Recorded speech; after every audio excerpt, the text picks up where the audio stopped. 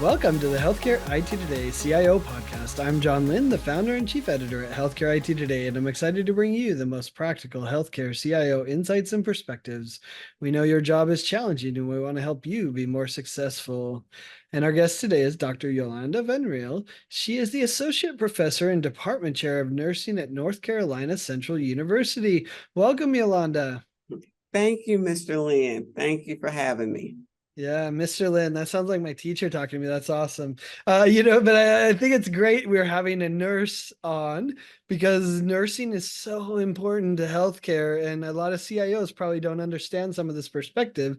So we're excited to hear some of your perspectives. But before we go there, tell us a little bit about yourself and North Carolina Central University. Sure. I have been at North Carolina Central University for 5 years now. And before that, I was teaching at UNC in Greensboro. And so I've been an educator for over 23 years and a nurse for 29 years. Wow. North Carolina Central University is a HBCU, historically Black, and university and college, and has a 70-plus year legacy of training and preparing nurses who serve the health needs of the people in North Carolina, across the nation, and around the world. Our mission of our nursing department is to prepare compassionate and caring nurse leaders in healthcare who transform communities, and the vision is to be recognized as the regional nursing education program highly regarded for preparing culturally sensitive healthcare leaders. That's awesome. Well, I think we need more nurses from North Carolina Central University. That's quite a mission, but I think it describes nursing so well and the impact that nurses have on healthcare and often don't get the credit they deserve. That's my own little commentary here, but talk to us about some of the major challenges that face nurses today. Sure. Some of the major challenges that face nursing today are inadequate staffing, so nursing shortage, stress, workplace violence, and burnout. And we know that when we're thinking about the pipeline of nursing, it was already fragile. And then, of course, COVID came, and then we saw that we lost a lot of nurses who were stressed out during that time, and they left the nursing field. And so that is one of our aims, though, at North Carolina Central, is to increase our enrollment as resources allow, so that we can meet the increasing need for our registered nurses. Yeah. I mean, it is interesting. I think, it's a little bit of time to play out to see, will those nurses come back? Like once you become a nurse, it's hard to take it out of your blood, I think. But when you're suffering, it's tough too. Mhm. Another thing that's been in the headlines is a nurses striking. Talk to us about that. Why are we seeing a number of these nurses striking and these organizations doing the strikes, and what can be done by leaders to avoid this and I guess address the issues that they're striking about? Sure. Nurses strike for several reasons, such as better pay, health benefits, patient care standards, such as with staffing, and also workplace violence as well. But what leaders can do to avoid this is offer competitive salaries and benefits to attract the top caregivers and increase job satisfaction. And then also look at the staffing levels, because that can help avoid nursing strikes by creating a supportive and less stressed working environment for healthcare professionals who provide high quality basic care, thus increasing job satisfaction, patient care quality, and decreasing the likelihood of striking too. And so those are the issues and how leaders can help address it. Yeah, I mean, I want to get to the staffing ratios and in those levels. I think that's a big topic. But before we go there, it- you know, it's tough because nurses are paid pretty well, right? But I imagine it's even more tough because then, like a travel nurse comes in that gets paid a lot more than the staff that's there, and that probably causes some discontent as well. Is that kind of what you're seeing? Because that they need nurses, so then they have to go and spend way more than they'd spend on a regular nurse. Is that part of the frustration that nurses feel? Yes, I have actually seen that happen in practice. I still work in practice, and that is a big cause of frustration. Especially, I saw it, you don't see it as much as we did during COVID, because during COVID, there was a lot of money that travel nurses were being paid. And actually saw a lot of nurses who were working on the floors leave those hospitals so they can travel as well. So yeah, that was a big issue. Yeah. So interesting. Let's talk more about the ratios. What do you see as kind of the current state of nurse staffing ratios today, and what can be done about it? And talk to us about some of the impact that having the wrong ratios has on a healthcare organization. Sure. So one of the things about the nursing staffing ratios today is there's no federal mandates about the nurse patient ratio. And you'll see some, like I know California, they have a set nurse patient ratio. But one of the things that you can see also is that depending on what setting you work in, that can also be dependent on the nurse patient ratios also. Whereas like in acute medical surgical units, you'll see where they'll have more patients, whereas in the ICUs or intensive care units, it'll be a lower patient ratio because of the acuity of the patients. And when you see those staffing ratios that are high, then it can also lead to the length of hospital stays being longer, the chances of a patient being readmitted to the hospital within 30 days. And unfortunately, it increases the likelihood of death. And also you can see increased amount of falls. Hmm. I mean, it's interesting you talk about that there is no federal mandate, and we've seen some states try it, and I think even nurse organizations have mixed feelings about mandates, because in some ways you're almost making the rich richer with the mandate because they can afford to have better ratios, and we don't have enough nurses. I've heard some Mhm. interesting mixed feelings about, do we have enough nurses or do we not?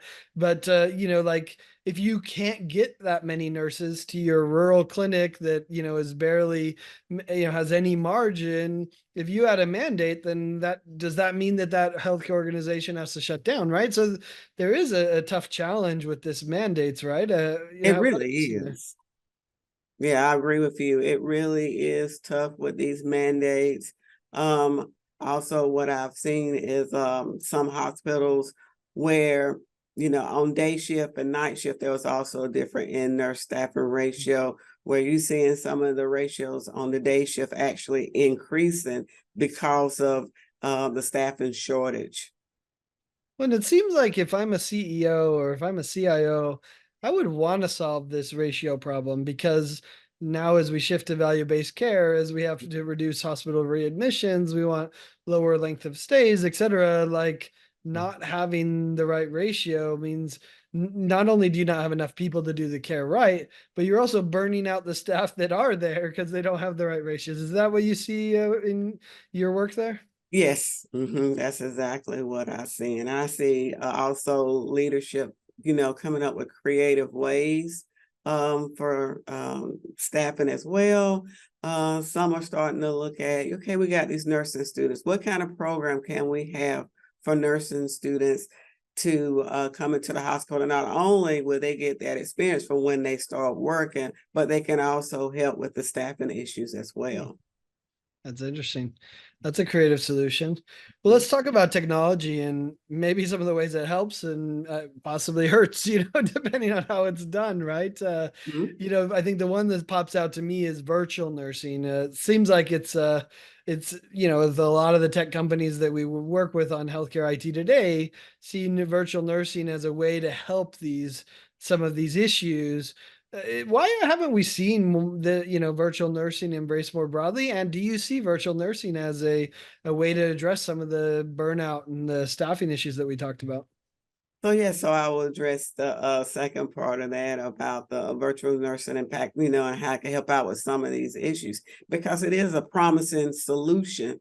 and can, yield numerous other benefits such as improve patient safety, reducing costs when you're thinking about the patient side, and preventing burnout.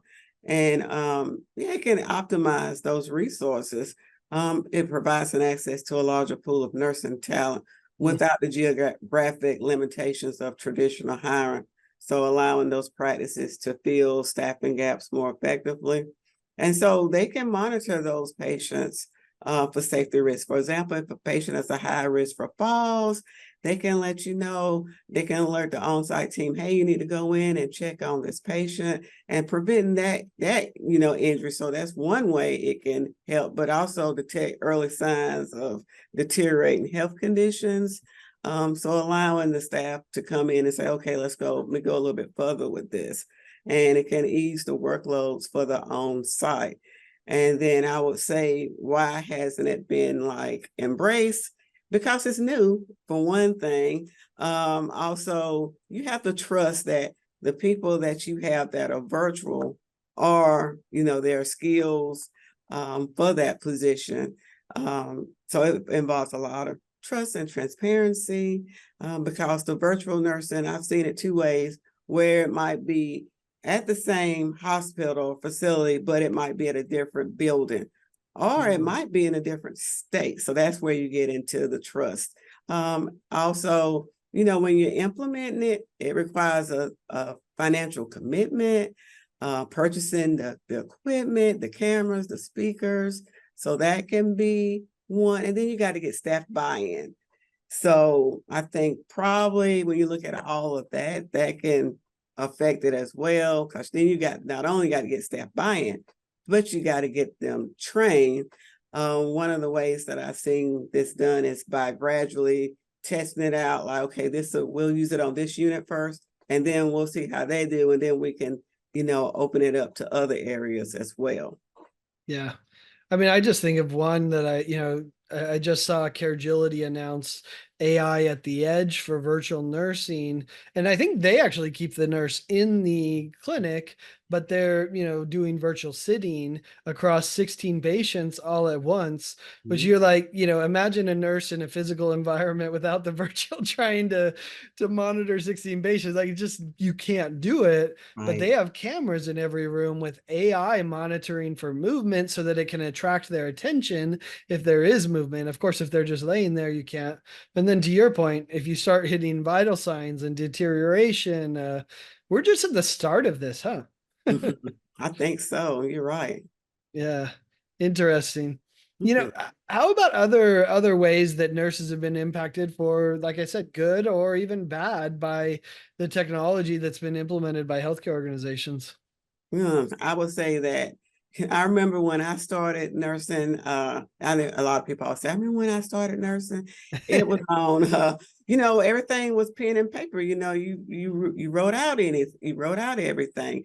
You might have got your medication record that was sent to you electronically, but other than that, you wrote out everything. So the integration of technology has brought about numerous advantages, such as improved efficiency, enhanced patient care, and better communication among healthcare providers. You can do it all in real time. You can type on the computer and send a message, and then they'll send it right back to you. But at the You don't same have to chase the doctor down anymore. that's exactly Or try to right. find that chart that was left in the who knows where. Exactly. But it also prevents those those certain challenges as well, such as again, the cost, security concerns, and the need for continuous training. Because as you start doing the charting, the technology, you keep getting updates. So you're always getting trained for the next thing. That's interesting. I mean, you come from a university that's training these nurses. Have you had to incorporate some technology into the nursing education? I mean, it feels like that is a huge change from how do you document versus how do you care for a patient. And I'm sure this is an eternal discussion. In medical education, they didn't really want to teach about documentation at all. It's about caring for the patient. And yet, when they hit the industry, guess what? how you document matters and how you do document impacts the way you can bill. And, is that Mm-hmm. incorporated into education? And I'll even Yes. throw one others, ambient clinical voice. We're headed there. It's going slower to nurses. It'll go to the doctors first, I think, in the ambulatory setting. But it's headed there where the voice is just going to capture it all. And that will be a whole other paradigm you have to like train the nurses on. Can education keep up? That's my question. It's continuous. I think it's continuous. Right now, we use simulation, which is simulating the environment that you will have in the community, also that you will have in the hospital, even outpatient. But we also are doing the virtual reality. Immersion rooms are the next, the next big thing that we're doing. Far as making sure that when you can take care of patients, we're setting it up now where you walk into a room and you can feel like you're in a virtual environment without wearing the VR headsets. Wow. We're doing like you said about the charting, where as we started doing charting with pencil and paper with the students, now we're doing also on the computer, but also having them scan the medication bands, just like you would scan the patient bracelets in the hospital. We're getting those in as well. In the muscle memory. That's so interesting. So yes. So it's continues. You constantly stay in update with practice. Yeah. Well, Yolanda, this is super interesting. I think nurses are such an important part, and they're impacted by technology in such a big way that I think it'll be interesting to our CIO listeners. We always like to wrap up with a little career advice.